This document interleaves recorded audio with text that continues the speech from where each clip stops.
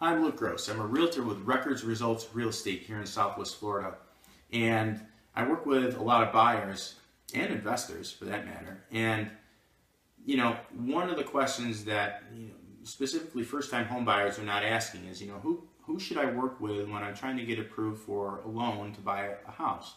You think that's a simple question and it's kind of self-explanatory, but you'd be surprised. A lot of people think that you have to go to your local bank or credit union in order to get a mortgage, and that's how a lot of people will go about it. The only problem with that, of course it works. Of course that's a good avenue to take, especially if you have, a long working history with the bank. You've been with that particular bank for several years and you've done business with them and you're comfortable with working with the people within that particular branch.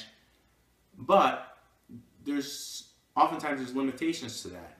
If you go to Chase, then you're only going to be able to get Chase products. Or if you go to Bank of America, it's kind of the same thing. So if you can go those avenues, great. But typically the underwriting guidelines are a little more strict and you're kind of restricted on what you're going to be able to do.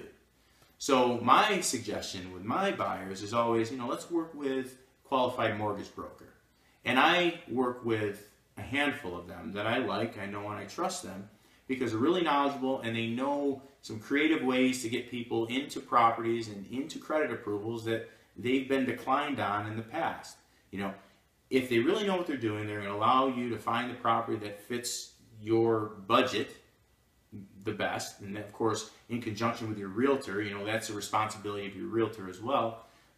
Also, where I've seen people get declined for credit, they've gone to my people and they've actually gotten credit approvals because they found other ways and other programs that are actually going to work better for that person in their particular situation.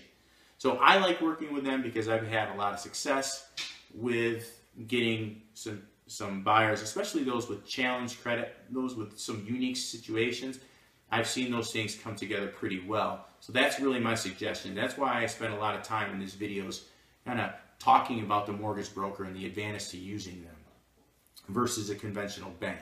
So, do me a favor, at the bottom of the video, click on the link, make comments, ask questions, and, stay tuned for more videos related to, buying your first or next property. Thanks.